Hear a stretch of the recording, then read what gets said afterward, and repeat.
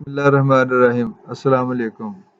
ایبچی کا مطلب ہے برائی ڈھونڈنے والا، عیب نکالنے والا اور نقائص ڈھونڈنے والا۔ ایسی عادات پائے جانے والے اشخاص کو مہذب معاشرے میں ہمیشہ نہ تو اچھی نظر سے دیکھا گیا ہے اور نہ ہی عزت و احترام ہی دیا گیا ہے۔ اسلامی تعلیمات کے مطابق بھی ایسے اشخاص کی نہ صرف مذمت کی گئی ہے بلکہ ایسے اشخاص کے لیے سخت قسم کی وعیدیں بھی ہیں، کیونکہ دین اسلام ایک عظیم دین ہے جس میں انسانوں کے باہمی حقوق اور معاشرتی آداب کو ایک خاص اہمیت دی گئی ہے، مگر منفی عادات معاشرے کی بنیادوں کو کھوکھلا کرتی ہیں،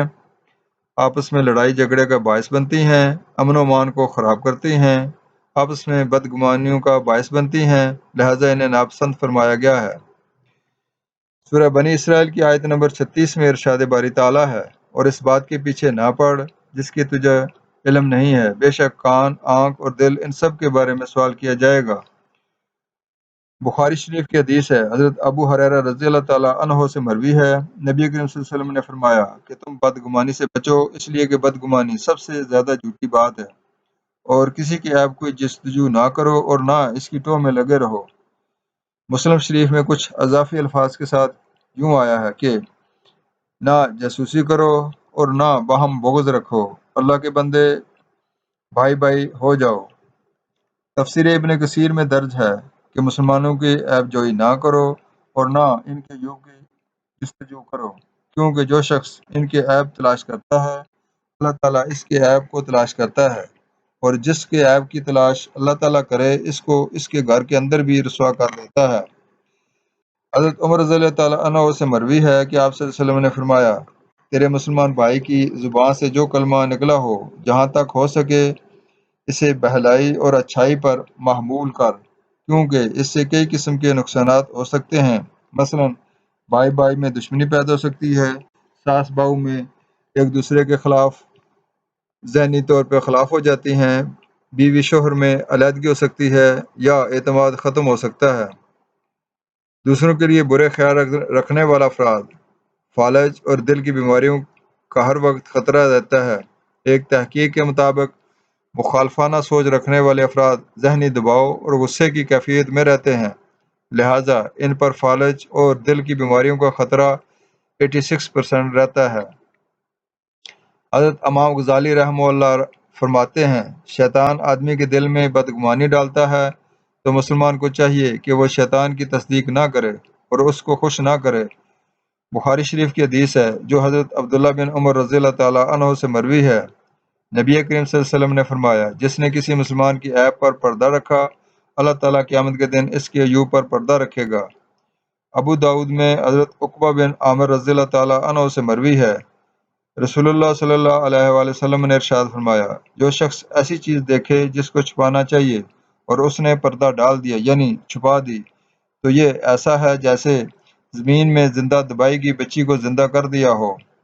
حضرت ابو ہریرہ رضی اللہ تعالیٰ عنہ سے مروی ہے، آپ صلی اللہ علیہ وآلہ وسلم نے فرمایا، تم میں سے کوئی شخص اپنے بھائی کی آنکھ میں تنکا دیکھتا ہے اور اپنی آنکھ کو بھول جاتا ہے۔ حضرت عبداللہ بن عباس رضی اللہ تعالیٰ عنہما فرماتے ہیں، جب تم اپنے ساتھی کے عیب ذکر کرنے کا ارادہ کرو تو اس وقت اپنے عیبوں کو یاد کر لیا کرو۔ دین اسلام کی نظر میں ایک انسان کی عزت و احترام بہت زیادہ قدر و قیمت ہے، لہٰذا دین اسلام ان تمام منفی افعال سے بچنے کا حکم دیتا ہے جن سے کسی انسان کی عزت و حرمت کو ٹھیس پہنچتی ہو۔ اللہ تعالیٰ نے اس آیہ کریمہ میں مردوں کو مردوں کا اور عورتوں کو عورتوں کا مذاق اڑانے سے سختی سے منع فرمایا ہے۔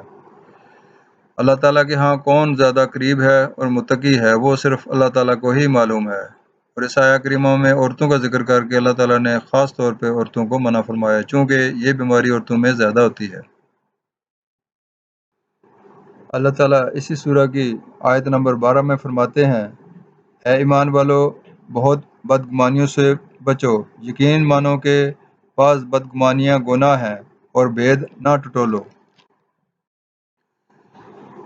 یعنی ایک ہی کردار کے دو پہلو ہیں، اشارہ بازی کرنے والے اور عیب لگانے والے۔ عیب چین کے معنی میں بھی آتا ہے، کیونکہ جب کسی کا مذاق اڑانا، ہتک کرنا اور دوسروں کی نظروں میں گرانا مقصود ہو تو اشارہ بازی اور زبان دونوں طریقے استعمال کیے جاتے ہیں۔ زمانہ قدیم میں دعوت حق کا مقابلہ اوچھے ہتھ سے کیا جاتا تھا۔ مثلاً